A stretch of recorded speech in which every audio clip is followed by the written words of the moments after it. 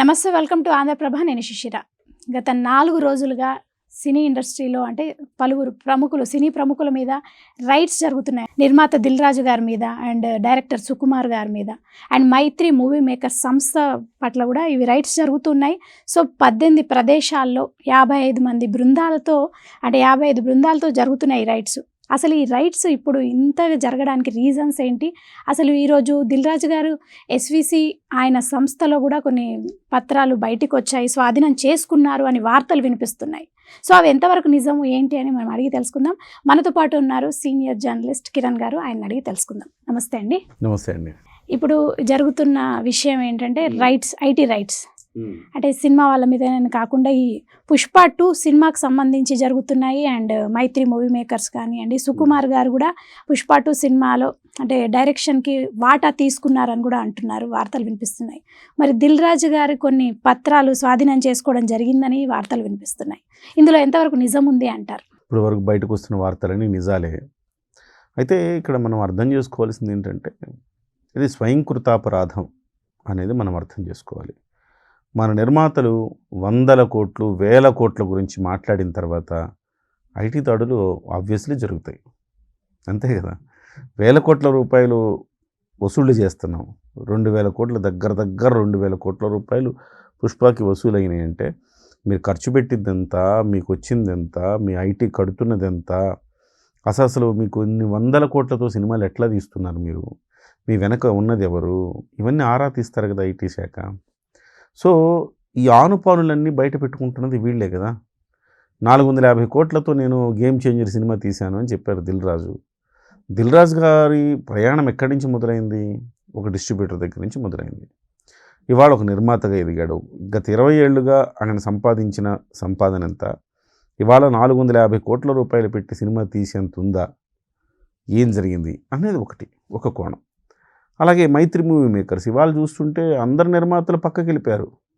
జరగండి జరగండి జరగండి అన్నట్టుగా అందరిని ఇలా జరుపుకుంటూ పోయి ప్రతి సినిమా వాళ్ళే, మహేష్ బాబుతో వాళ్ళే, పవన్ కళ్యాణ్తో వాళ్ళే, చిరంజీవి గారితో వాళ్ళే, ఇక జూనియర్ ఎన్టీఆర్, ఇలా అందరూ పెద్ద హీరోలందరితోటి అందరి డేట్లు వీళ్ళ మైత్రి మూవీ మేకర్స్ దగ్గరే ఉన్నాయి. మరి ఇంత ఒక్కసారిగా సరే దిల్ రాజునన్నా మనం అర్థం చేసుకోవచ్చు. దిల్ రాజు 20 ఏళ్ల ప్రస్థానం దిల్ రాజుది. మైత్రి మూవీ మేకర్స్ వాళ్ళది అంత కాదు కదా. మరి సడన్గా ఇట్లా తెర మీదకి వచ్చేసి ఇన్ని సినిమాలు ఎట్లా తీయగలుగుతున్నారు మైత్రి మూవీస్ వాళ్ళు? ఒక దశాబ్ద కాలం కూడా కాలేదు వాళ్ళు వచ్చి, నాకు తెలిసి అంతే ఒక 10 years అయిందేమో మైత్రి మూవీస్ వాళ్ళు వచ్చి. సో ఇన్ని 100 కోట్ల రూపాయల సినిమాలు, పాన్ ఇండియా సినిమాలు ఎట్లా తీయగలుగుతున్నారు? ఇది సహజంగా ఐటీ శాఖను ఐటీ శాఖ దృష్టిని ఆకర్షించే అంశం అమ్మా ఇది. అందుకోసం ఆబ్వియస్లీ వాళ్ళు వస్తారు. పైగా పుష్ప టీం చేసిన పని కూడా అంతకు మించిలాగుంది. ఒక హీరోకి 300 కోట్ల రెమ్యునరేషన్ మీరు ఇస్తున్నారంటే మీ సినిమాలో మరి ఎంత పెట్టుబడి పెడితే 300 కోట్ల రూపాయలు మీరు ఇస్తారు? దర్శకుడికి 200 కోట్లు ఇచ్చి, హీరోకి 300 కోట్లు ఇచ్చి, 500 కోట్లు వాళ్ళకే ఇస్తే సినిమా ఎన్నో వందల కోట్లతో తీస్తారు. సో ఇవన్నీ పరిశీలించడానికి ఐటీ శాఖ వెళ్తుంది, సహజం. ఇది పరిణామం ఒకటి.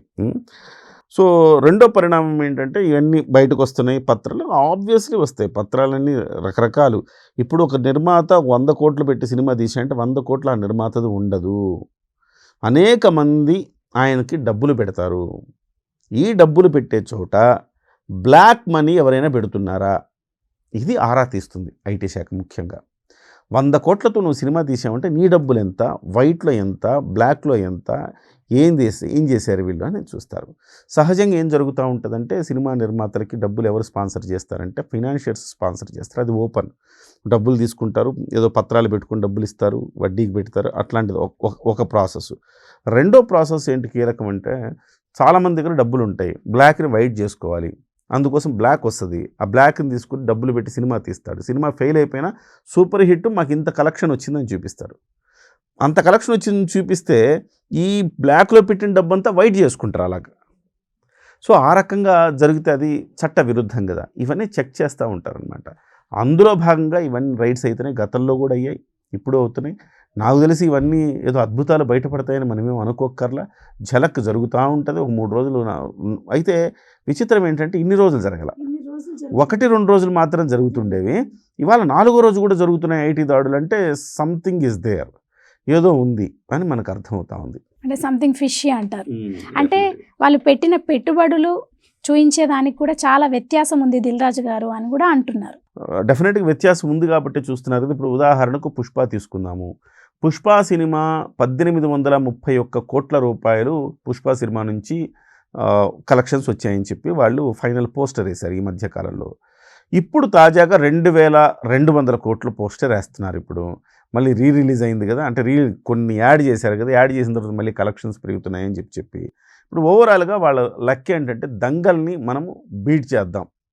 దంగల్ సినిమా నెంబర్ 1 అనమాట. 2000 చిల్లర కలెక్షన్స్ ఏమో ఉంది. దంగల్ని ఇప్పుడు దాకా బాహుబలి 2ని క్రాస్ చేశాము, ఇక మిగిలిన దంగల్ ఒక్కటే, దాన్ని కూడా క్రాస్ చేద్దామని వాళ్ళు ప్రయత్నం చేస్తున్నారు. సో ఇవన్నీ కూడా ఇవాళ ఫేక్ కలెక్షన్స్ అని బయటపడింది. నేను ఎన్నో రోజులుగా మొత్తుకుంటున్న అనేక వేదికల మీద నుంచి నేను ఏదైతే చెప్పానో అదే జరిగింది. ఇవాళ పుష్ప కలెక్షన్స్ ఫేకు అని నేను చెప్తా ఉన్నా.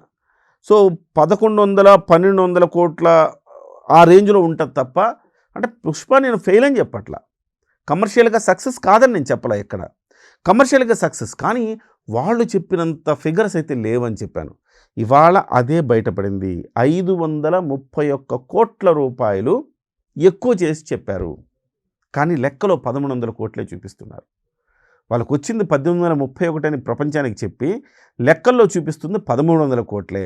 మరి 1300 కోట్లు అంటే మిగతా 531 కోట్లు ఏమైనట్టు? ఇది ప్రధానంగా ప్రశ్న వస్తూ ఉంది.